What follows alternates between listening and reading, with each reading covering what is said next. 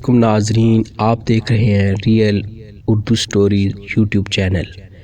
میرے چینل کو سبسکرائب کریں، ویڈیو کو لائک اور شیئر کریں۔ اس دنیا میں حیرت انگیز لوگوں کی کبھی کوئی کمی نہیں رہی۔ کسی کو آپ نے ہر بات یاد کرتے دیکھا ہوگا، کوئی آپ کو بڑی پھرتی سے آنکھوں میں دھول جھونکتا دکھائی دے گا۔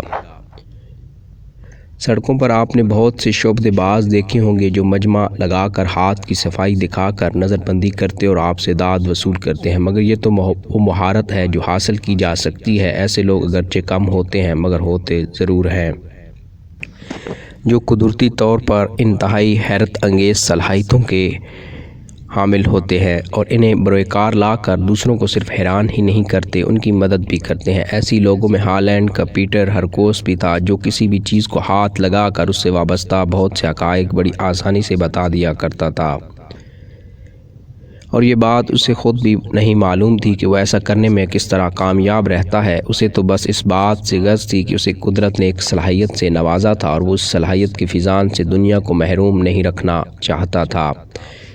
ایک بار اسکاٹ لینڈ یارڈ والوں کو اس کی صلاحیتوں کی ضرورت پڑی، اس نے بخوشی ان کی مدد کی اور مسئلہ اس طرح حل ہو گیا کہ لوگ دنگ رہ گئے۔ بات یہ تھی کہ کسی نے لندن کے مشہور قبرستان ویسٹ منسٹر سے ایک یادگار پتھر چرا لیا۔ اس کی تلاش میں رات دن ایک کر دیے گئے مگر کسی کو کچھ حاصل نہ ہوا۔ آخر تھک ہار کر اسکاٹ لینڈ یارڈ کے افسران اعلیٰ نے ہرکوس سے رابطہ کیا۔ اسکاٹ لینڈ یارڈ کسی بھی قیمت پر چوروں کا سراغ چاہتا تھا اور اس کے لیے وہ کسی بھی قسم کی مدد قبول کرنے یا اس سے مدد مانگنے کو تیار تھا۔ دسمبر 1950 کا یہ واقعہ چوروں نے کئی ایک کوتاہیاں کی تھی مگر اس کے باوجود پولیس ان تک پہنچنے میں کامیاب نہیں ہو سکی تھی۔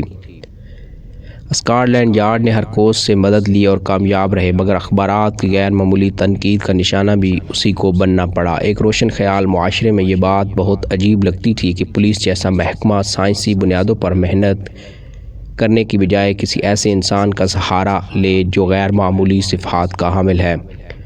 ڈور ڈیکٹ میں ہرکوس اور اسکاٹ لینڈ یارڈ کے درمیان معاملات طے پائے۔ اسے لندن لایا گیا جہاں اس نے ویسٹ منسٹر کا جائزہ لیا۔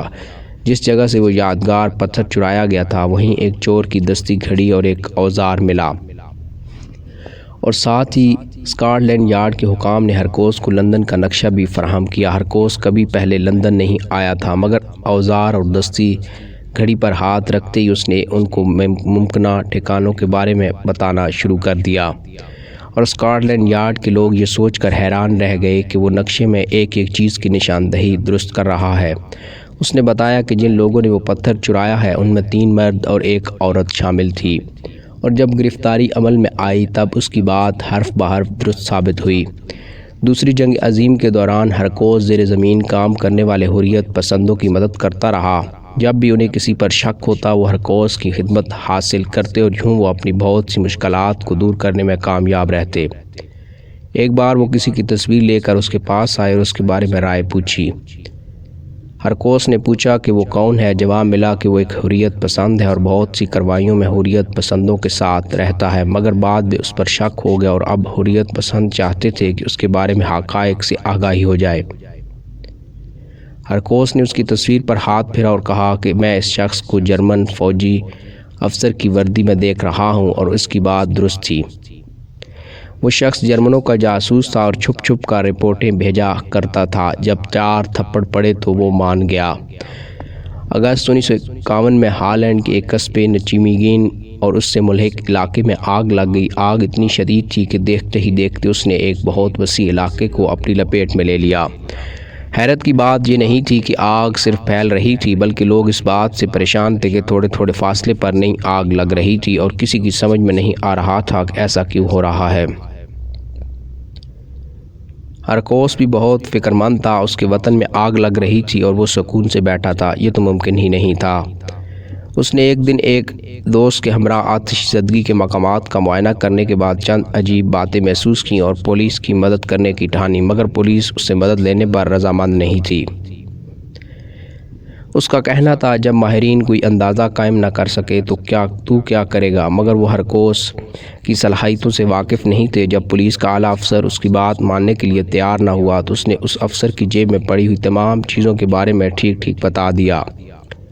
یہ بات تو بہت حیرت انگیز تھی اور وہ افسر متاثر ہوئے بغیر نہ رہ سکا۔ اس نے ہرکوس کو ساتھ لیا اور ایک ایسے علاقے میں لے گیا جہاں غیر معمولی آتش زدگی نے سب کچھ خاکستر کر ڈالا تھا۔ وہاں چند چیزیں راکھ کے ڈھیر میں ملی۔ ہرکوس نے ان چیزوں کی مدد سے اندازہ لگا کر بتایا کہ ایک نوجوان آگ لگاتا پھر رہا ہے۔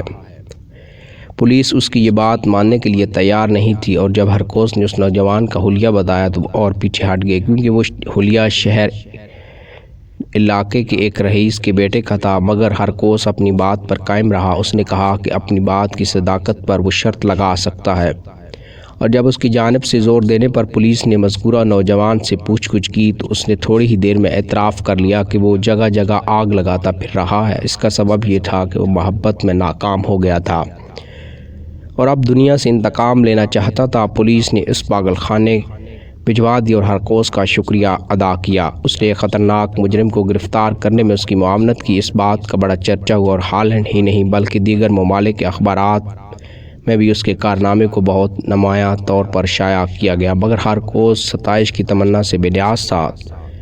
وہ تو بس اس بات کے لیے تیار رہتا تھا کوئی اس کی صلاحیتوں سے استفادہ کرے۔ ایک بار ایک شخص کو اس کے گھر کے دروازے پر ہی قتل کر دیا گیا۔ وہاں ایسی کوئی چیز نہیں تھی جس کا جائزہ لے کر ہرکوس کوئی اندازہ قائم کر سکتا۔ اس نے مقتول کے کوٹ کو چھو کر چند لمحوں تک فضا میں ایک سے مدگور کر دیکھا اور پھر بتایا کہ قاتل بوڑھا ہے اور اس کے ایک ٹانگ لکڑی کی ہے۔ اس نے اپنی لکڑی کی وہ ٹانگ ایک چھت پر پھینک دی تھی۔ تفتیش کرنے پر اس کی بات حرف بحرف درست ثابت ہوئی۔ 1958 میں ہرکوس کو امریکہ لایا گیا، جہاں نفسیات کے ماہرین کی ایک ٹیم نے اس سے تفصیلی انٹرویو کیا اور اس کی خودآزاد صلاحیت کے بارے میں کوئی رائے قائم کرنے کی کوشش کی۔ بہت کوشش کرنے پر بھی وہ کوئی رائے قائم کرنے کی پوزیشن میں نہ آ سکے۔ دوستو، امید ہے آپ کو یہ سٹوری پسند آئی ہوگی۔ میرے چینل کو سبسکرائب کریں، ویڈیو کو لائک اور شیئر کریں۔ اللہ حافظ۔